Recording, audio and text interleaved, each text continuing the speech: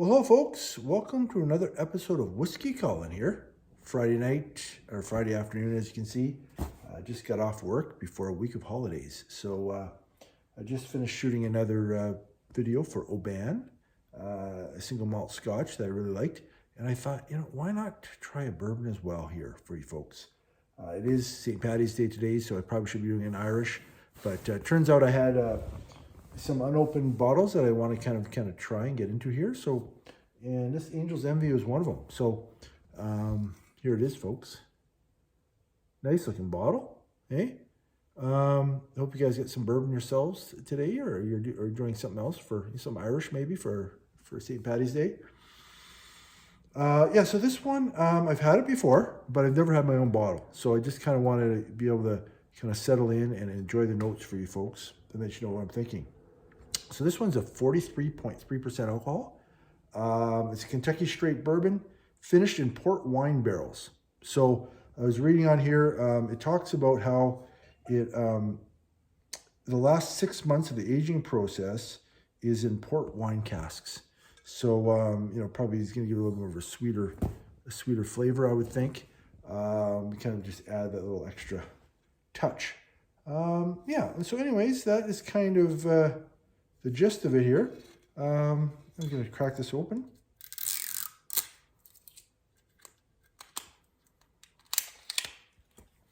Yeah, beautiful day behind me here. The spring is slowly starting to come out here in Canada, Edmonton, Alberta, Canada, where I live, where it's usually pretty cold. As you can see, there's a lot of snow behind me. But we're heading to Scottsdale, Arizona to spend some time in the desert. So never been out there before, so that should be fun this next week. So let's see what this tastes like. See if we can get a good cork pop on this sucker.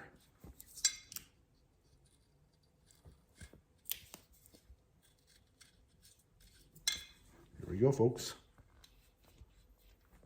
Oh yeah, that was a good one. Wonderful.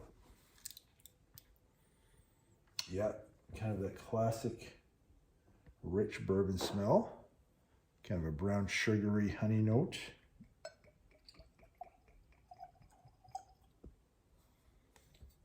Excellent. Let you guys get a good look at the bottle here.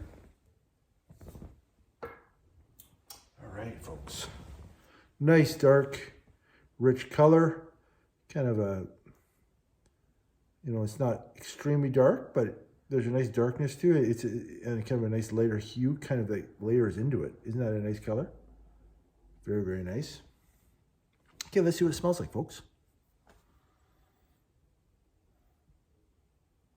Yeah, kind of a deep, rich brown sugar, molasses syrup. Very syrup, yeah, kind of a syrup nose, I would say. Yeah. You can smell a bit of spice too there. A little bit of spice, a little bit of pepper maybe. Let's see what it smells like.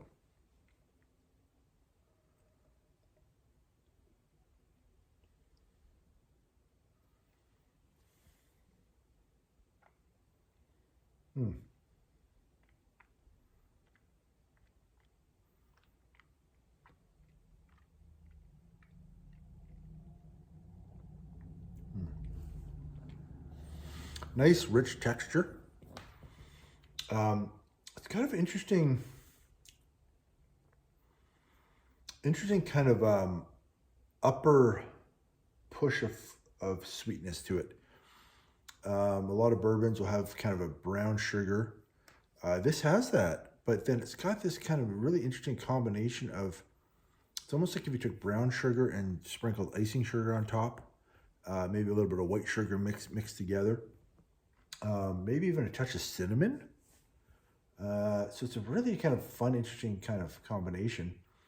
A really nice combination between dark and light sugars, which I don't know if I've run into that too often with bourbons. It's usually kind of, it's usually the brown sugar. Sometimes the lighter version is more of a honey lighter version.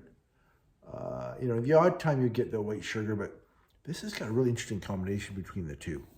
Let's try another sip.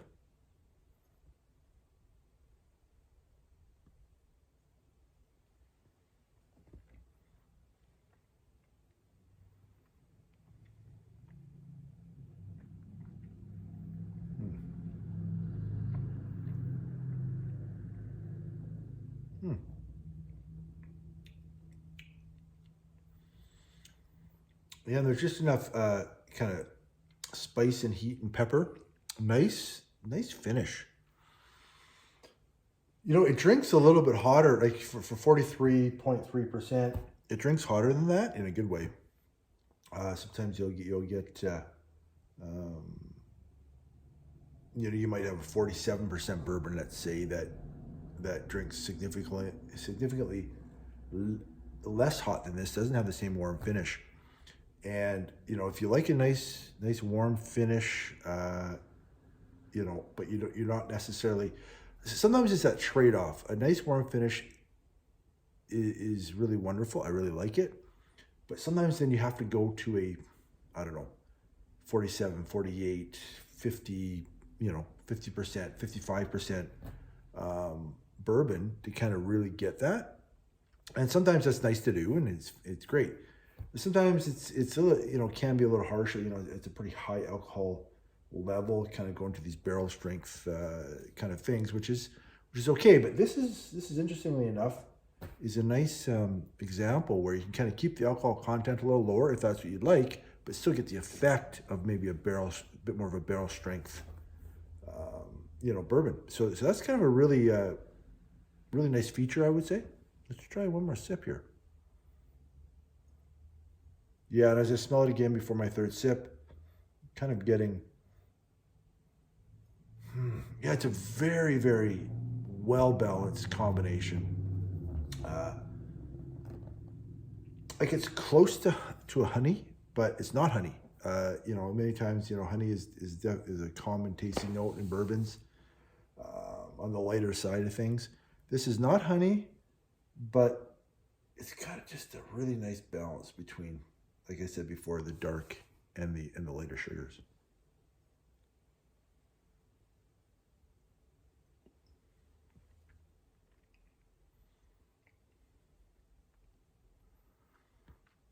Hmm.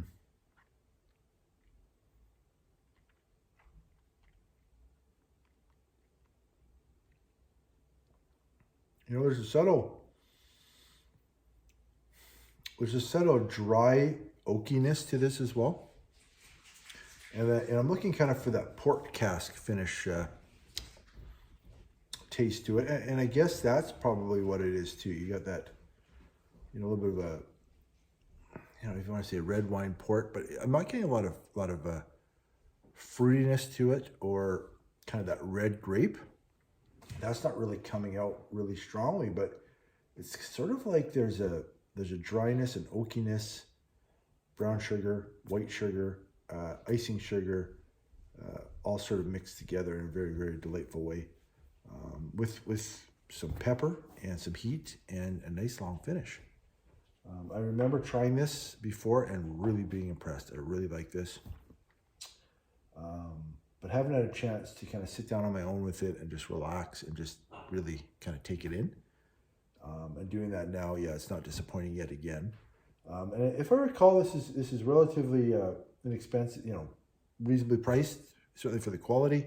I think this is around $70 in my market here in Canada. So $70 Canadian. And yeah, I'm wondering, I'm trying to remember which distillery makes this. Well, from the cellars of Lincoln Henderson. Okay. And sometimes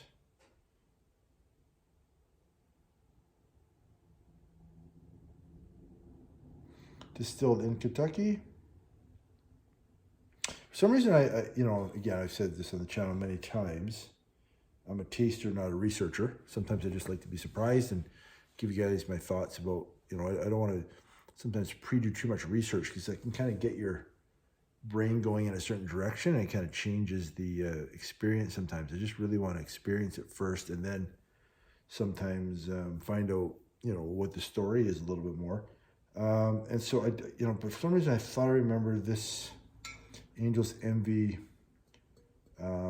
being a brand of a more popular distillery. I just can't remember who it is. I could be wrong on that. So that's just in the back of my mind from maybe a year ago before I ever tried it, just hearing that. But I should So yeah, don't ignore everything I just said. I'm not too sure where it's from exactly, or if it's related to any other brands. But bottom line, stands on its own. It's delicious. It's well priced.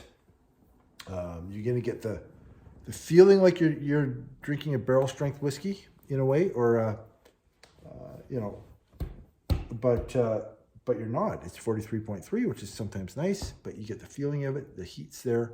The richness is there. It's got a really solid viscosity, you know, so it's got a good texture to it, and it's absolutely lovely. So, folks, this gets a high rating from Whiskey Colin. So, hope you have a great weekend, everybody. I'm sure we'll shoot some videos from Arizona. Maybe see if we can, you know, kind of source out a few local bourbons from that area. I'm sure there's lots of good local bourbons in that area that I've never tried before. So I'm going to see if I can find a few of those and maybe give you guys my thoughts on those.